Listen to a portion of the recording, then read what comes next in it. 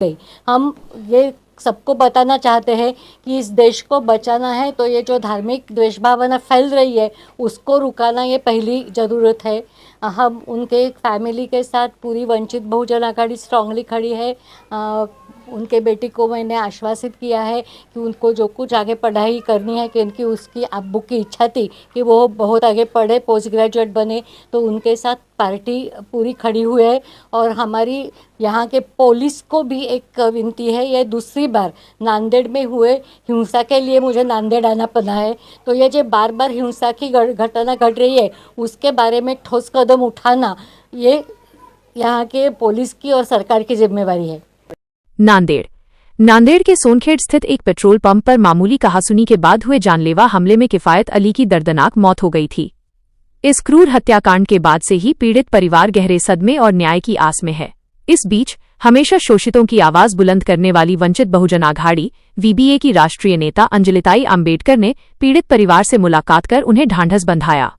वंचित बहुजन आघाड़ी का इतिहास रहा है कि जब भी समाज के किसी वंचित, गरीब या मजलूम तबके पर अत्याचार होता है, पार्टी न्याय की लड़ाई में हमेशा अग्रिम पंक्ति में खड़ी रहती है। इसी प्रतिबद्धता को दोहराते हुए अंजलिताई आम्बेडकर ने किफायत अली के निवास स्थान पर जाकर उनके शोकाकुल परिजनों से मुलाकात की। उन्होंने परिवार का हाथ थामकर कहा कि वीबीए मजलूमों को कभी अकेला नहीं छोड़ती। अंजलिताई ने विश्वास दिलाया कि इस मुश्किल वक्त में पूरी पार्टी उनके साथ है और आरोपियों को कानून के कटघरे तक पहुंचाने के लिए हर स्तर पर लड़ाई लड़ी जाएगी। न्याय की इस लड़ाई के साथ साथ परिवार के भविष्य को सुरक्षित करने के लिए अंजलिताई आम्बेडकर ने एक बेहद संवेदनशील कदम उठाया। उन्होंने किफायत अली की बेटी को आश्वस्त किया कि वो आगे जितना भी पढ़ना चाहेगी उसकी तालीम शिक्षा के लिए हर मुमकिन मदद की जाएगी।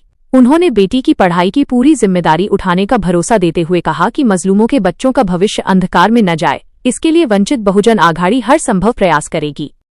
इस सांत्वना मुलाकात के दौरान पीड़ित परिवार को यह एहसास कराने के लिए कि पूरा संगठन उनके साथ है, वंचित बहुजन आघाड़ी के कई वरिष्ठ पदाधिकारी और स्थानीय नेता प्रमुखता से उपस्थित रहे।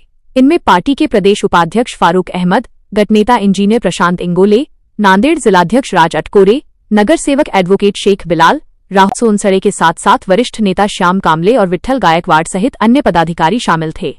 सभी नेताओं ने एक सुर में प्रशासन से आरोपियों के खिलाफ तत्काल और सख्त से सख्त कानूनी कार्रवाई करने की मांग की।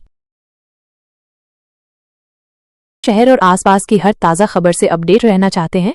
हमारे चैनल को लाइक और सब्सक्राइब करें ताकि आपको मिलती रहे पल पल की अपडेट्स। किसी भी जानकारी या सुझाव के लिए आप हमें व्हाट्सएप पर 9049032007 पर संपर्क कर सकते हैं।